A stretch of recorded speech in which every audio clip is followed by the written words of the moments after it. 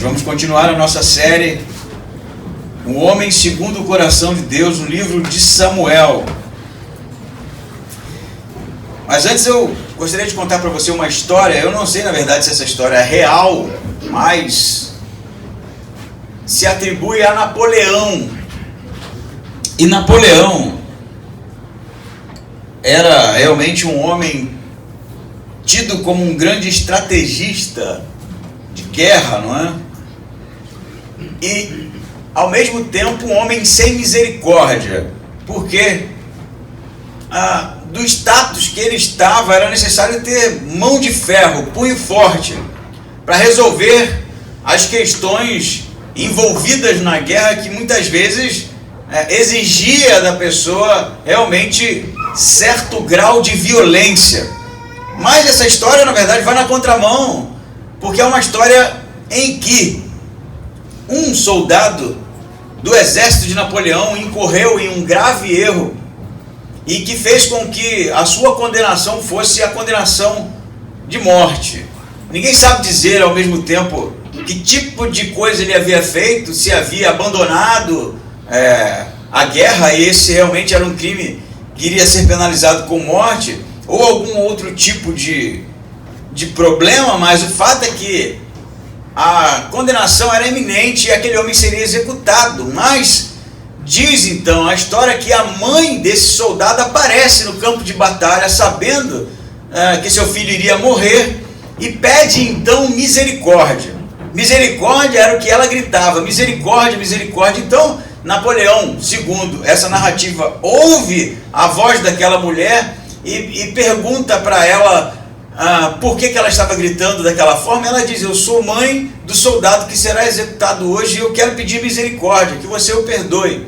E então Napoleão vai dizer: mas este homem não é digno de misericórdia, ele não merece misericórdia por causa do seu crime. Então aquela mulher lhe teria dito: se ele merecesse, não seria misericórdia. Misericórdia eu peço a você. Então aquele soldado seria perdoado do seu crime. Eu não sei se a história real é uma história bonita, não é?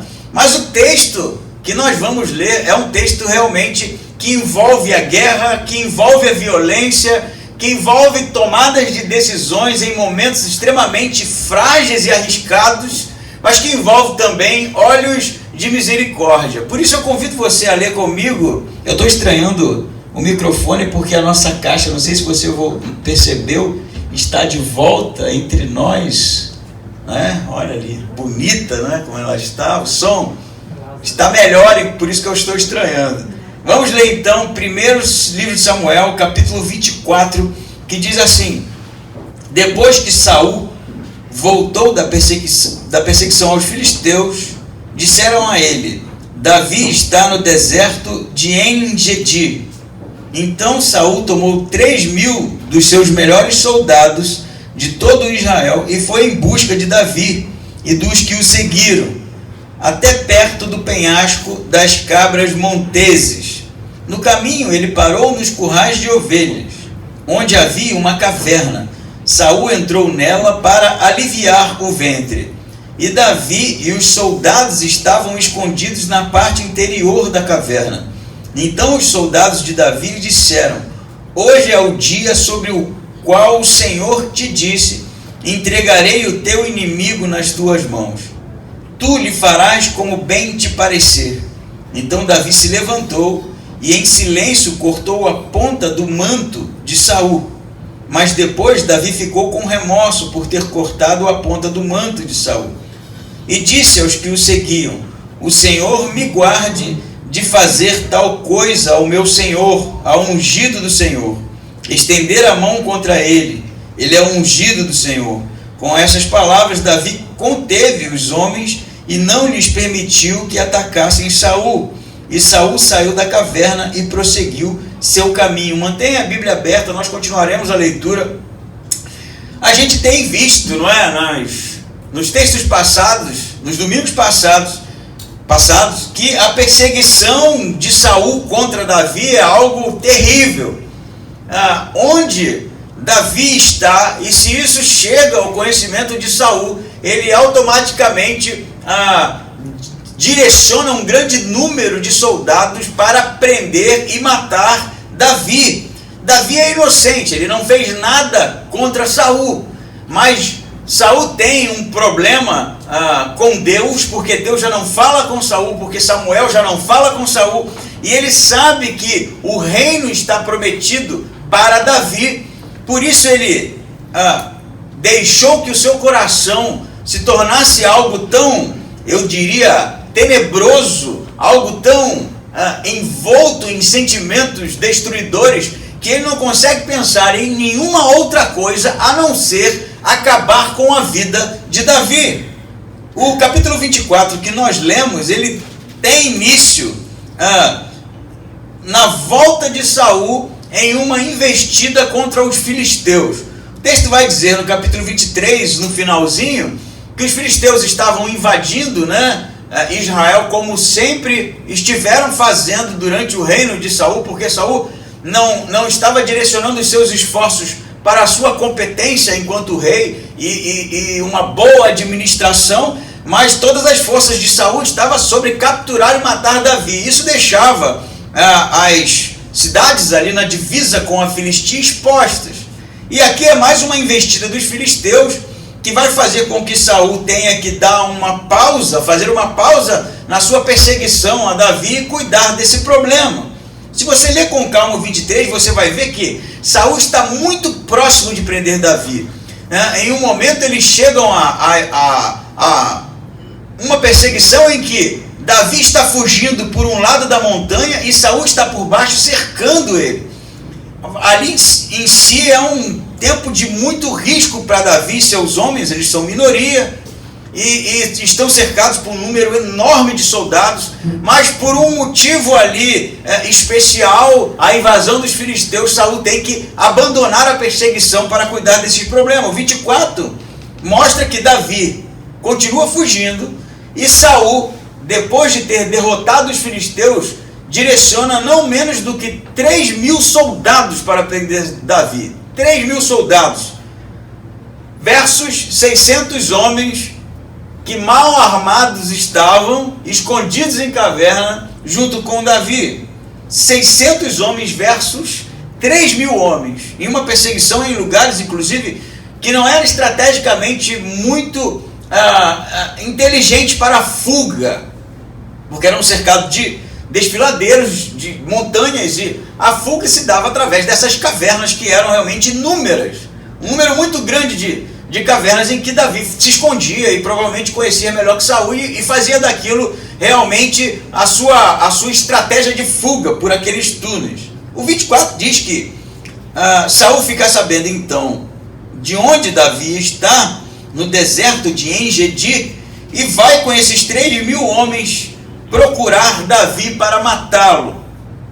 Diz no versículo 3, eu acho que foi onde você riu, que eu ouvi, que Saul para num lugar chamado Curral das Ovelhas, e diz o texto que ele entra para aliviar o ventre, em algumas versões cobrir os pés.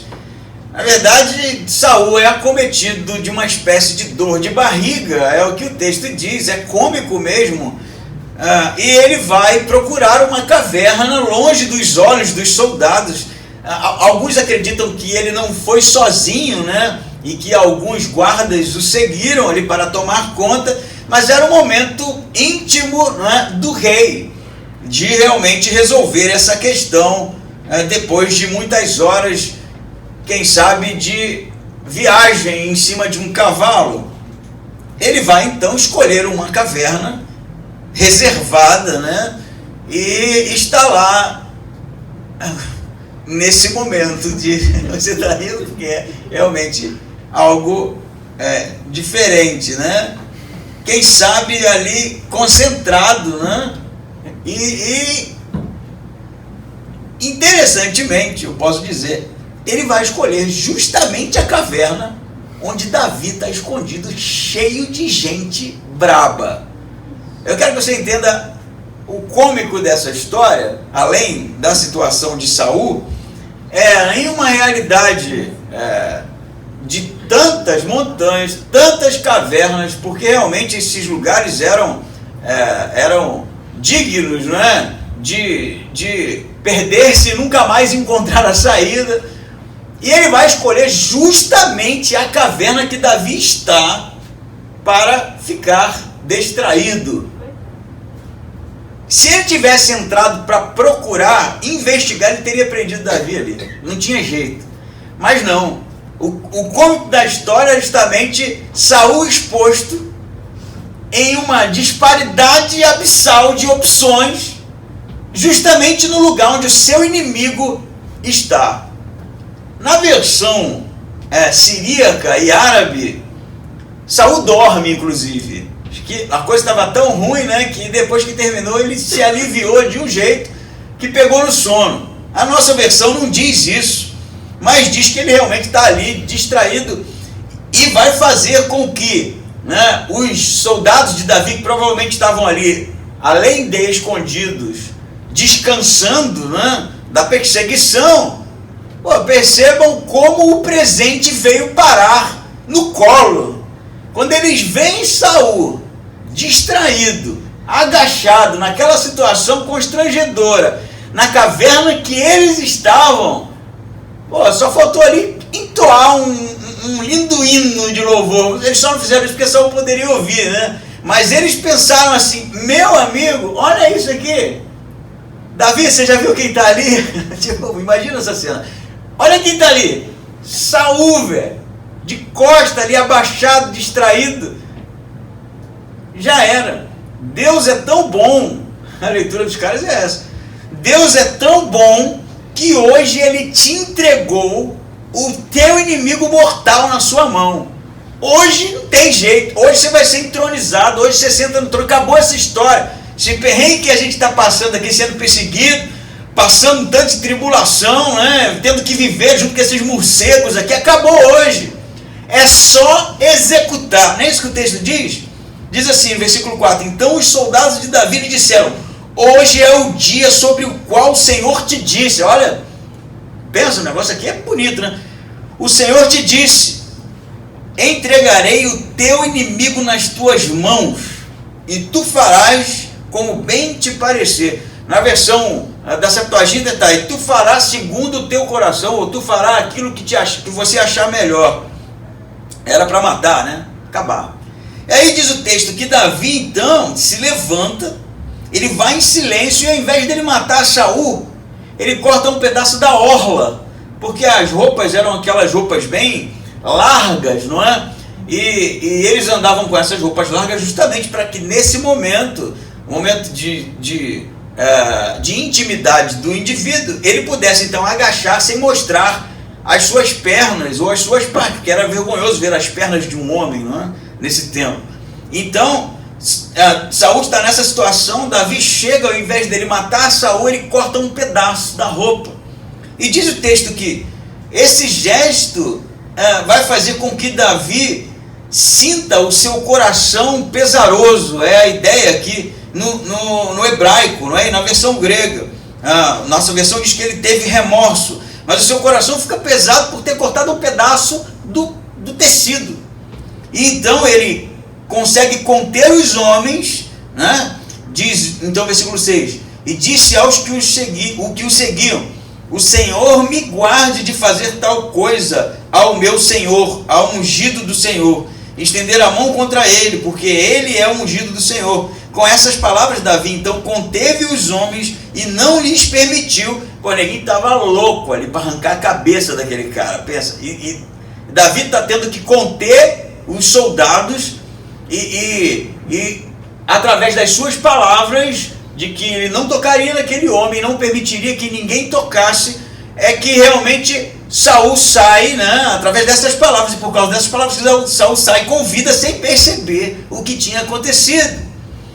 A pergunta que a gente faz é: por que é que Davi não executou? Essa é a pergunta.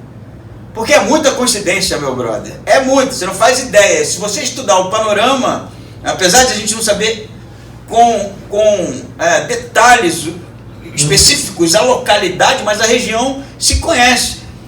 A chance disso acontecer era 1 em 1 milhão. E eu estou sendo generoso. Tanto que o próprio Davi vai dizer No versículo 10, que a gente vai ler, teus olhos acabaram de ver, ele está falando para Saul, que o Senhor hoje te entregou nas minhas mãos, nessa caverna. Então não foi uma coincidência.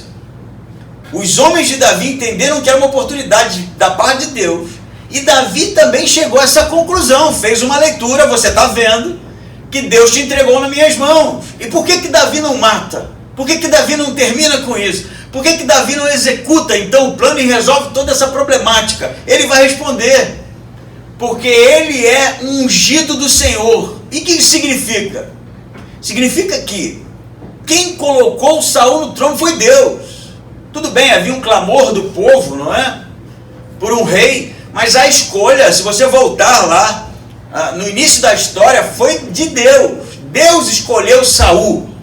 Deus mandou Samuel ungir Saul. Saul errou, falhou, foi rechaçado por Deus. Sim, Davi foi ungido no lugar de Saul para reinar. Sim, Deus havia prometido o reino a Davi. Sim, mas em nenhum momento Deus disse para Davi matar Saul. Embora isso esteja, de certa forma, intrínseco na história, eu vou dizer para você, Davi tem todas as justificativas para matar esse cara. Ele é perseguido, ele é justo, as acusações contra ele são falsas, ele corre risco de vida, ele foi ungido como rei, ele vai se assentar no trono, ele tem Deus do lado dele. Por que ele não faz? Porque Davi sabe que se Deus quem colocou, era Deus quem iria tirar. Foi Deus que ungiu ele é ungido do Senhor, então o Senhor que tire. Mas sabe qual é a história? Que no final da história, a história que no final da história deixa essa história mais bonita, é que Deus não julgaria Davi caso ele tivesse matado. Eu posso até dizer para você que pode ser que no plano de Deus, esse momento era o momento de Davi ser entronizado. Porque o texto diz isso, Deus te entregou na minha mão. Se fosse eu, se fosse o Wagner, que tem cara de brabo, o que você ia fazer, Wagner? Já era. Rodou, né? Morreu. Se fosse tu, André? Cancelou o CPF. Cancelou o CPF, cara. Evandro, só para os bravos aqui. Também, né? Jackson, já morrer. Mike. Pô, ninguém ali. Matheus, ali viu, cara. Também ia morrer. Todo mundo morre. Por que, cara? Pô, com tantas cavernas assim, aqui, velho, Deus fez. Mas sabe o que Davi faz? Devolve para Deus isso. Cara, esse texto é top demais. Porque pensa que se Davi arranca a cabeça dele uma espada só, a história ia ser assim, ó. E Deus entregou Saul na mão de Davi, e nessa situação que Saul estava, Davi arrancou-lhe a cabeça e foi entronizado, e ele agora é rei de... Isso é essa história. Não me parece, especulo eu, que ia ter um julgamento, porque, pô, se Deus fosse julgar Davi, ele ia dizer assim, pô, velho, tanta caverna, tu foi botar logo na minha, tem profeta aqui, tem sacerdote aqui, tá todo mundo dizendo, vai lá, é agora, é oportunidade, eu vou deixar isso passar. Como assim? Realmente, mas sabe o que ele faz? Ele não faz nada, ele devolve para Deus isso. Foi tu que ungiu, tu que resolva. É isso que ele está dizendo. Você não concorda comigo, não? Não me importa, o texto está dizendo isso. Davi devolve para Deus essa responsabilidade. Ele vai dizer depois, as minhas mãos não serão levantadas contra esse homem. E aí que tá, cara, a sacada de Davi, por isso que eu falo desde o início, Davi é orgânico. Davi não é um cara que vai na mão, né, do fluxo, que vai realmente na direção da multidão, que entende como as outras pessoas estão dizendo que tem que ser. Davi, ele tem uma mente muito singular, ele tem um conhecimento de Deus muito particular, e ele tem, eu penso, muita personalidade, a ponto de não matar o cara nessa situação. E por mais que essa situação poderia posteriormente trazer problema para ele e colocar ele num lugar aí, não matou, agora aguenta, porque ele vai escrever um tanto de salmo por causa dessa perseguição de Saul, que vai gerar muito sofrimento para ele. Embora isso aconteça, e embora Deus tenha colocado essa oportunidade para Davi executar, eu vou te dizer uma coisa, Davi é um homem segundo o coração de Deus, porque justamente o seu coração é afinado com o de Deus. Porque Deus colocou ele nessa situação, mas Deus não disse para matar. A pior palavra para eu usar aqui é que foi um teste, porque não foi um teste, mas ele saiu aprovado, tanto que a história está aqui. Sabe por quê? Porque Davi não vai com a maioria, porque Davi não entende como todo mundo entende, porque Davi tem relacionamento com Deus, tem intimidade com Deus, porque Davi conhece o coração de Deus, e ele sabe que Deus é misericordioso, por isso ele é misericordioso. Porque Deus sabe que, embora muitos estejam dizendo, fazendo a exegese dos acontecimentos, é isso, cara, tá vendo que tá na cara? Para ele não é assim que funciona, não é preto e branco, sabe? Tem muita coisa envolvida, tem muitas vidas envolvidas. Jonatas é seu melhor amigo, Milca, que é filha de Saul, é sua esposa. Ele sabe realmente que Saul tem um papel importante a cumprir, embora esteja deslocado. Ele sabe, inclusive, que está lá porque Deus colocou. Tudo isso é pesado na mão de Davi, e na hora de dar o golpe final, de fazer a justiça própria, ele retira a mão. E ele diz: foi Deus que pôs, é Deus que vai tirar. Minhas mãos não vão ser sujas de sangue. Ele interrompe, gente, um fluxo de violência. Ele interrompe, quem sabe, tronos e tronos, reinos e reinos, continuação de quem sabe, impérios que acontecem, que envolvem a violência nesse nível. Davi não. Davi olha com olhos de misericórdia. E na hora do punch final, que Deus está lá, agora é o fim, né? O cara, Deus não fez isso porque Deus conhece todas as coisas, mas na minha história aqui, Deus já vai lá, Davi, agora executa. E aí Davi surpreende Deus. Não vou fazer. Pô, pensa assim, se Deus fosse você, tu entregou o cara, Arthur, tá aí. O que você está esperando? Que ele execute. E ele não executa. E aí Deus fica assim: como assim, Davi? E aí Davi fala assim: não vou fazer, porque a unção vem de você. E aí sabe o que Deus faz? Ao invés de ficar, que vacilão, ele ri. Porque Davi surpreende Deus sempre. Sempre. Porque ele é um homem segundo o coração de Deus, e porque ele não é alguém que está desejando o trono. Não é alguém que está desejando estar. Ele não pediu trono nenhum. Ele não pediu para ser rei de lugar nenhum. E agora não vai ser a hora que ele vai, pela sua justiça própria, resolver as coisas à sua maneira. É Deus então que está fazendo? É Deus que vai resolver, não vai ser eu. Amém? E quem sabe a aplicação para esse texto tão maravilhoso é que pode ser que algumas situações que a gente se encontra, não é? E que parece que Deus está fazendo tudo para que a gente realmente dê o último golpe, execute a fatura, cancele o CPF, né? Dê aquele com punch. Todo mundo está entendendo isso, né? Seja o tempo justamente que Deus está esperando de você misericórdia. Seja o tempo que Deus está esperando de você olhar com olhos realmente segundo o coração de Deus. E fazer com que essas pessoas, como vai acontecer nesse texto, passem por uma transformação. Não por causa do golpe que você vai aplicar, mas por causa do amor que você vai demonstrar. Olha a história como continua. Davi não deixa ninguém chegar perto de Saul. Saul sai, não é?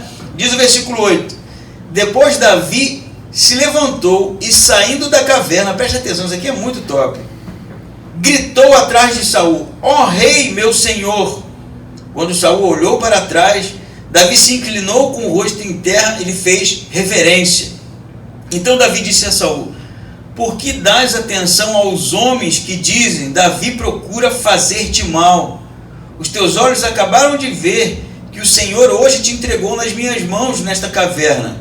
E alguns disseram que eu te matasse, mas a minha mão te poupou, pois eu disse, não estenderei a mão contra o meu Senhor, porque é ungido do Senhor. Olha, meu pai, vê aqui a ponta do teu manto na minha mão, pois eu cortei a ponta do manto, em vez de te matar. Reconhece e vê que não cometi nenhum mal, nem transgressão alguma. Eu não pequei contra ti, embora andes a minha caça, para me tirares a vida.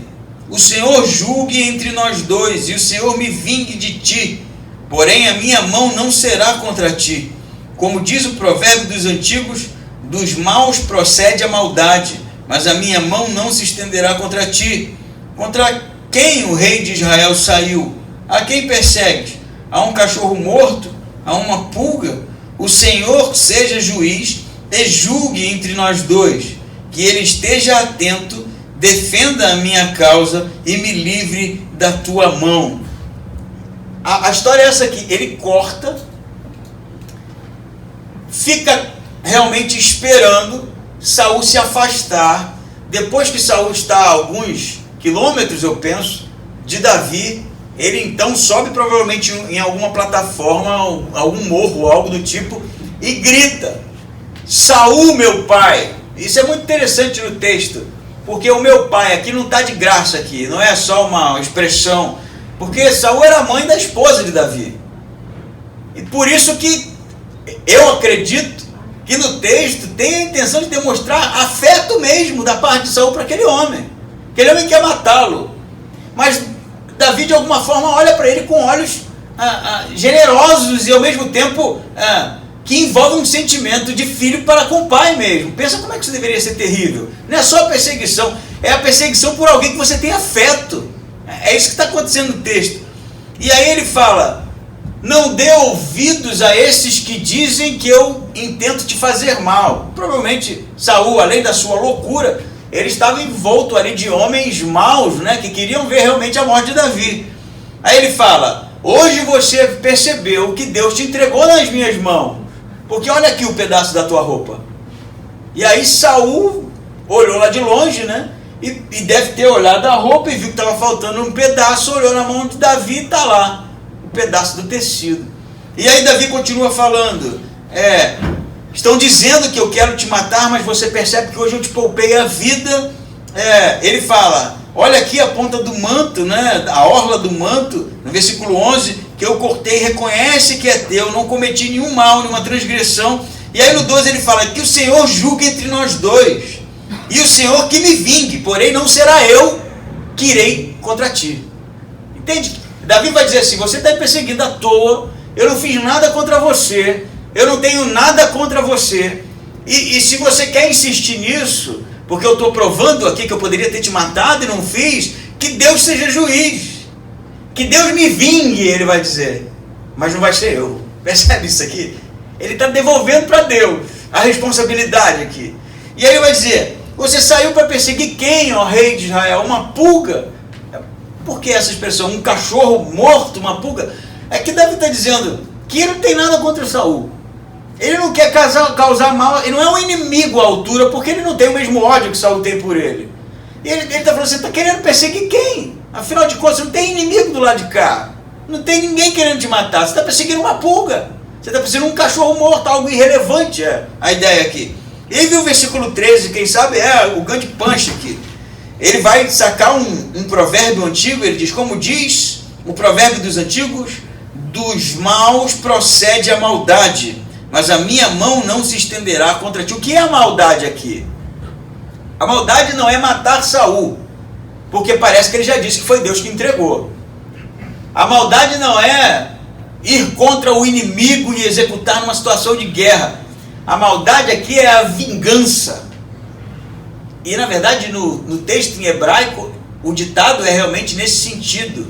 Ele fala: das mãos dos maus procede a vingança. Por isso eu não vou fazer nada contra você, porque eu não sou mau nesse nível. Eu não sou alguém que usa das suas ferramentas para causar mal no outro, porque o outro causou mal a mim. E isso aqui é realmente um princípio completamente neotestamentário. Porque Jesus vai dizer que amar o amigo é fácil. Amar o inimigo é que é o grande desafio. Porque a gente tem, quem sabe, uma volição no sentido de devolver na mesma moeda, não é? Trocar golpes. Quando eu me sinto magoado, quando eu me sinto frustrado por alguém, quando alguém me causa dor, quando alguém dificulta a minha vida, automaticamente, né, o nosso desejo é que ele receba algo semelhante, que ele sofra do mesmo jeito, que ele pague com a mesma moeda, ou ela, né, que ela realmente, ou ele experimente isso que ele está me causando. E às vezes a gente vai fazer até como os homens de Davi, que Deus, né, coloca essa pessoa em uma situação para ela ver como. Não é assim que a gente faz? Mas olha o que Davi está dizendo: da mão dos maus vem a vingança. Da mão dos homens dignos, a entrega para que Deus resolva. Quantas vezes, meu amigo, nós nos encontramos nessa situação aqui? Eu vou dizer assim, eu inúmeras. Eu já pedi a Deus para matar umas meia dúzia. Seria, pastor, sei. Tava bravo, velho. Falei, Deus, não vai deixar isso assim, né? Resolve aí, mas dá uma machucada, né? Tá precisando. E pior que teve gente até que ficou doente, né? Isso não foi porque eu pedi, não. Porque a vida é terrível mesmo. E aí na hora da doença tu fala, lá, brincou, né? Brinca com Deus, velho. Brinca com o homem de Deus no dia do Senhor. Levanta a mão, a gente gosta desse negócio, né? Mas mexe com o pastor. Aqui, né? Não tem nada a ver, velho. Isso está tudo errado. Esse sentimento extremamente carnal, extremamente, eu diria, contra os princípios do cristianismo, os princípios que Jesus ensina, os princípios do reino de Deus, porque segundo o coração de Deus, são os inimigos que precisam ser alvo do nosso amor, são os inimigos que precisam ser realmente alvo da nossa compaixão, que precisam perceber em nós um olhar de misericórdia, e muitas vezes isso vai trazer sofrimento para a gente. Olha a vida de Davi, caramba, olha quanto tempo esse cara está sendo perseguido por Saul, olha o perrengue que o cara está passando. E eu vou te dizer, você está pensando aí, de repente, Davi escondido ali na favela, né, sendo perseguido por um Saul, né, estilo Rússia versus Ucrânia. Cara, isso aqui é uma realidade extremamente violenta. Isso que se resolvia era na morte. Ofensa, morte. Os caras andavam com uma espada aqui, ó, uma faca para resolver. É violência pura, isso é muito antigo. Isso é coisa bruta, sabe? E aí você tem um Davi. O cara fala um troço que ninguém está esperando, não tem nada a ver com isso aqui. Davi está fora de sintonia com a realidade que ele está inserido, era a idade da faca ali, olho por olho, dente por... E aí ele fala assim, da mão dos maus é que procede a vir. Pô, num tempo extremamente rudimentar, você tem uma bela flor, dita por Davi aqui. Pô, como é que Deus não se agrada do cara, velho? Como eu falei, ele tinha todas as justificativas para acabar com a vida de Saul. Mas Davi não é assim. Davi olha com olhos esperançosos para Saul. Meu pai, por que tu quer me matar? E diz o texto, inclusive, que ele faz uma reverência antes, né? Ele vai até o chão aqui, ó. Porque Davi não vai se vingar. Mas a gente vai, né? A gente vai devolver na mesma moeda, a gente vai trocar soco, a gente vai cuspir na cara, a gente vai orar para que morra, a gente vai ficar pedindo doença na vida. Não. Nosso coração precisa ser como o coração de Davi, que espera realmente que o outro passe por uma transformação, que espera pelo menos que o outro seja alguém que Deus quem resolva, e não a justiça própria, e não a vingança, e não esse sentimento caínico de realmente olhar para o outro como um alvo da nossa, do nosso explodir em violência, explodir em desejo que consuma realmente. Isso está errado. E Davi precisa realmente fazer diferença na nossa vida. Esse exemplo precisa realmente fazer diferença na nossa vida, e a gente precisa desenvolver, eu diria, um coração como o coração desse cara aqui, um homem segundo o coração de Deus. No primeiro momento não mata, no segundo momento se humilha. Uma pulga, não sou eu, cara. Tu está lutando contra o cara errado, porque eu não vou devolver nada que você tentar me causar. Amém? Amém ou não amém? Amém? Amém, né? Bonito, não é bonito? Dos maus procede a maldade, a vingança, mas a minha mão não se estenderá contra você. E aí o versículo 16 aqui, cara, isso aqui é uma cena de filme. Eu não sei se a novela da Record, uma das novelas da Record, passou a história de Davi, não acompanhei, e não sei se tem essa cena. Mas eu poderia, inclusive, indicar, né, para a diretoria, os diretores da novela, que fizesse essa cena aqui, que essa cena é magnífica. Diz o versículo 16 assim: depois que Davi terminou de falar tudo isso a Saul, este lhe perguntou: é esta a tua voz, meu filho? Então Saul chorou bem alto. 17. E disse a Davi: tu és mais justo do que eu, pois me devolveste o bem e eu te devolvi o mal. Tu mostraste hoje que fizeste o bem para comigo, apesar de o Senhor ter me entregado em tuas mãos.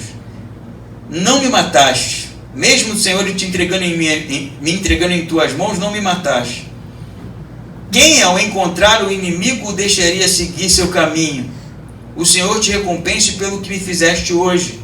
Agora sei que certamente reinarás, e o reino de Israel se firmará sob teu comando. Portanto, jura-me pelo Senhor que não eliminarás a minha descendência, nem extirparás o meu nome da família de meu pai. Então Davi jurou a Saul, e Saul foi para casa, mas Davi e os homens que o seguiam subiram à fortaleza. Então a cena é essa aqui, ele corta parte da veste de Saul, Saul se afasta, ele sobe, se inclina e diz: meu pai, meu senhor, todos viram que eu poderia ter te matado agora, mas eu não fiz. Olha aqui o pedaço da tua roupa, pode olhar aí, eu poderia ter te matado, eu não fiz, eu nunca tentei nada contra você, e você tem me perseguido. Que Deus seja juiz entre eu e você, mas eu não vou tentar nunca contra a sua vida, porque é da vida dos maus que isso provém, e não vai ser das minhas mãos. Aí o texto é tão top que o autor diz que Saul, né, agora é o lado de lá, né? Saul, quando ouve a voz de Davi, ele diz: és tu meu filho? Pô, como assim? Meu filho? O cara queria matar Davi de qualquer jeito, e agora é meu filho? O que aconteceu, velho? Será que ele estava enlouquecido, endemoniado, babando, e de repente ali teve uma, né, corrente do descarrego? Porque a mudança de postura do cara é absurda aqui. E aí depois que ele diz: és tu meu filho, diz que ele começa a chorar em voz alta, e está em voz alta porque provavelmente foi um choro mesmo, daquele que se podia se ouvir lá onde Davi estava. Ele diz: tu és mais justo do que eu, porque eu tenho te causado mal, e você na oportunidade me causou bem. Cara, se liga nisso aqui. Tem uma confissão na boca de Saul: tu serás o rei de Israel, não sou eu mais. Tipo, o cara cai em si, pô, tem soldado ali, 3.000 ouvindo isso. Você vai ser o rei de Israel, porque você é mais justo que eu, porque você poderia ter me matado e não me matou. Quem deixaria o inimigo ir embora dessa forma? Mas Deus vai te recompensar. Só não extinga o meu nome, né? E nem vá contra a minha família. Ele pede para Davi jurar, e depois ele vai para casa. E Saul continua, e Davi continua escondido, porque não é tolo, né? Mas você percebe que o gesto de Davi quebrou o ciclo de violência. Isso está na cara aqui, né? Por que Saul, quando ouviu, a ele lá, vamos voltar agora, né? Voltava 3.000, ia cercar o cara e ia matar o cara. Davi primeiro é ousado, né? Para ir do lado de fora e se expor dessa forma. Mas o exemplo de Davi, aquilo que Davi demonstrou, quebrou Saul, cara. Quebrou o cara desmontou. Davi poderia estar vendo seu Zé Ruela, né? Aí, ó, podia ter te matado, então ele podia, né, incentivar e mostrar ali a sua preferência por Deus, mas não é isso que está acontecendo.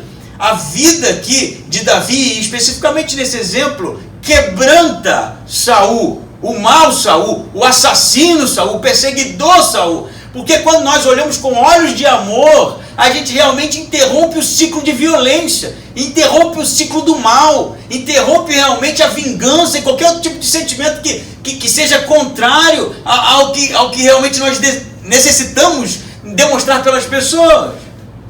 E isso aqui é top, porque não só vai fazer com que Saul vá para casa, mas vai fazer com que ele confesse que ele realmente é mau e está fazendo coisas erradas. E quem sabe a nossa vida precisa ser desse tipo. Ao invés da gente trocar farpa, ao invés da gente se vingar, ao invés da gente ficar pensando que Deus deve retribuir com o mesmo mal, a gente precisa realmente demonstrar olhos de misericórdia, porque é assim realmente que isso vai gerar transformação na vida das pessoas. Não é um evangelho puro e simples falado, não é uma teoria, não são palavras e frases que mudam a vida das pessoas. É uma verdade vivida, sabe? É o evangelho que é demonstrado através dos nossos poros, através da nossa face, através da nossa conduta. E quando o outro está esperando o golpe de Kung Fu lá que você treinou a semana toda, eu vou até contar uma história para vocês aqui.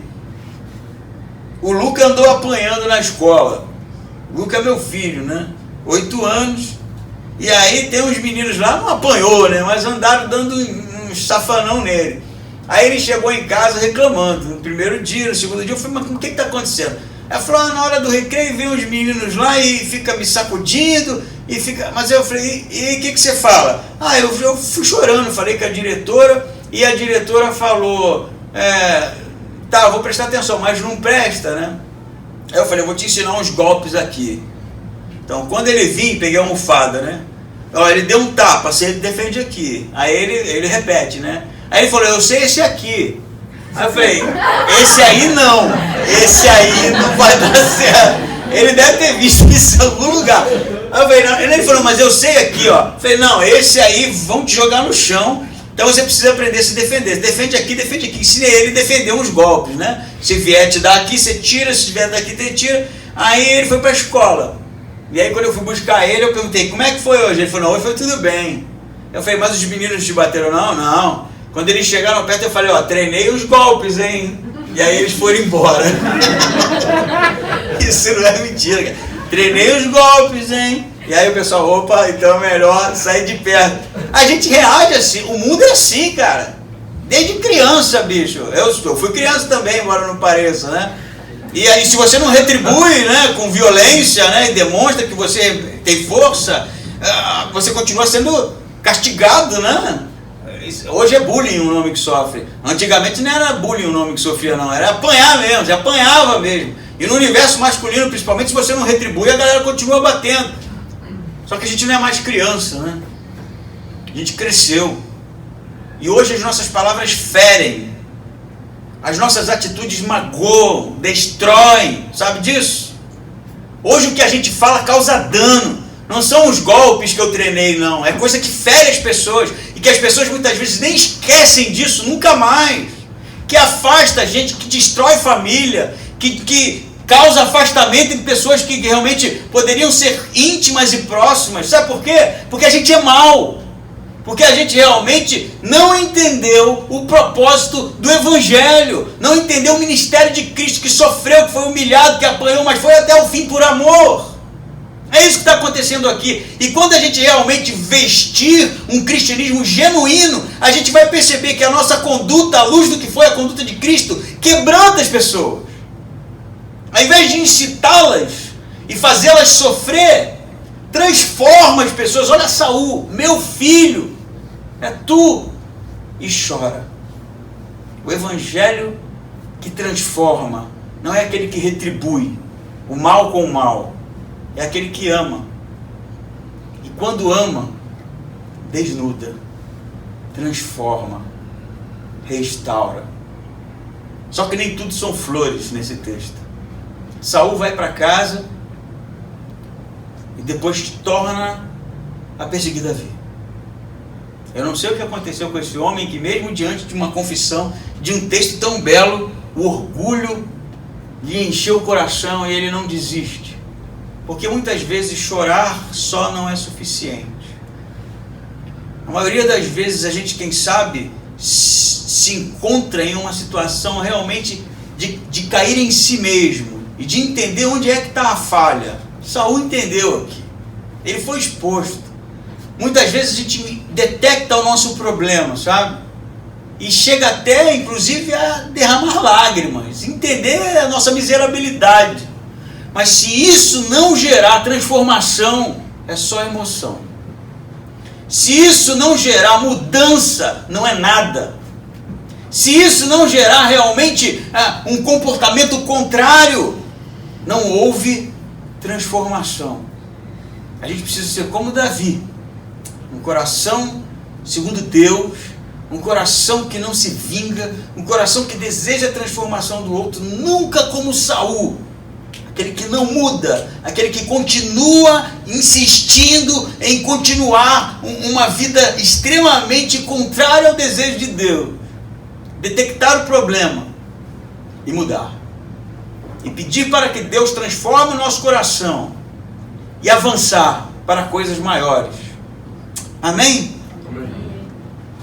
Misericórdia, dizia a mãe do soldado, mas ele não é digno de misericórdia.